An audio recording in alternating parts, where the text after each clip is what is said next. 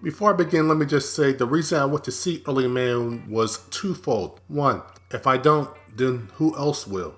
I mean, look at the box office, it's predictably bombing big time.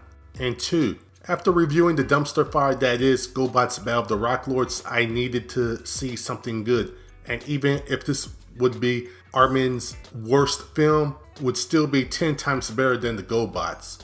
One last thing, when I came into the theater, no one was there. Heck, about 5 minutes before the film began, no one was there. Eventually, people did come in and the family even left right before the climax, but there was about the same amount of people that were in this film screening that was there during the Kubo and the Two Strings, but less than the Emoji Movie though. Well, let's begin.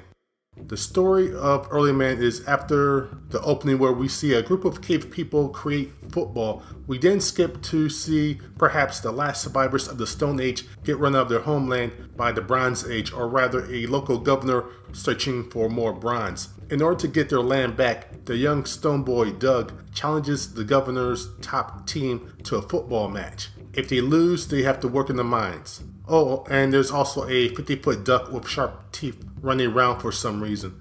Some of the good things in this film were, one, the good integration of 2D, stop motion, and CGI. I even saw a credit for pyrotechnics. That surprised me because I thought the explosions were all CGI. Now knowing that they weren't all CGI impresses me even more. I also enjoyed the characters. While they didn't have deep characterizations, they were all fun. None of their quirks were overdone or got tedious. I really liked the main character Doug. He was smart but not overbearing, relatable, and he had a good spirit to him. Here's something I didn't think I would compliment: the voice acting. Yes, this has a few celeb voices, but I didn't realize which celebrities it were. That's awesome because I always felt that in voice acting you should be playing a character and not yourself. After all, once a film comes out, who remembers what celeb played what role? There are also some great visual gags. Some are even funnier if you're a fan of football. I also liked how well constructed the world was.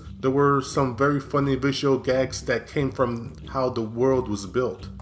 As far as the negatives, it was really predictable in parts. In some ways, also very, very, very obvious on what was going to happen a few scenes later and in the climax. I understand that this is for kids, but even young kids are more sophisticated than adults give them credit for.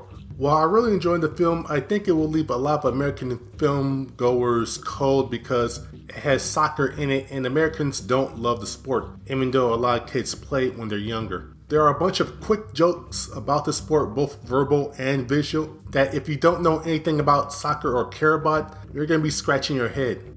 So do I recommend this? Yes, a little. While I didn't laugh out loud at any point, I did smile a lot and chuckle a good number of times. It's not Aardman's best film. I would put Wallace Gromit, Curse of the Were-Rabbit, and the Shaun the Sheep Movie ahead of it. I would put this on the same level of Pirates Band of Misfits though. That said, I still found it enjoyable, but I get the feeling that this film won't find its audience. Not in America, at least. Early Man won't do well at the box office. One reason is it came out too late or too early. If this came out in January or in August or September, it might have had a better shot. The film came out the same week as Black Panther premiered. Also, Peter Rabbit is in its second week with very little box office drop-off. When you also factor in 50 Shades of Grey, The Greatest Showman, and Paddington 2, there isn't enough money to go around.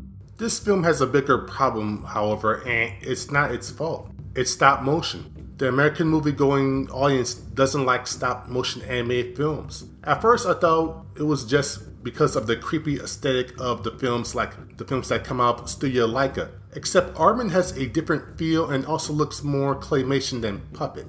It doesn't matter.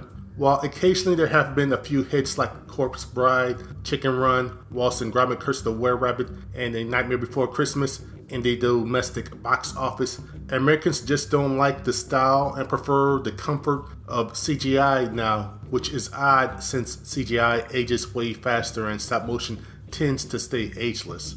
Even though the film is bombing, I hope it'll find an audience overseas. As for people thinking, oh, you're wrong, the American audience doesn't just go for CGI films, they're more diverse than that. Well, we'll find out this year, won't we? During the previews, they showed trailers for The Isle of Dogs and the next Shaun the Sheep movie. If either or both of those are a success, then I will be incredibly happy that I'm wrong, but I'm betting that I'm not. If you like this video, then please comment below, share the video, and subscribe to the channel. I'm trying to get over 1,000 subscribers. And until next time, have a good day.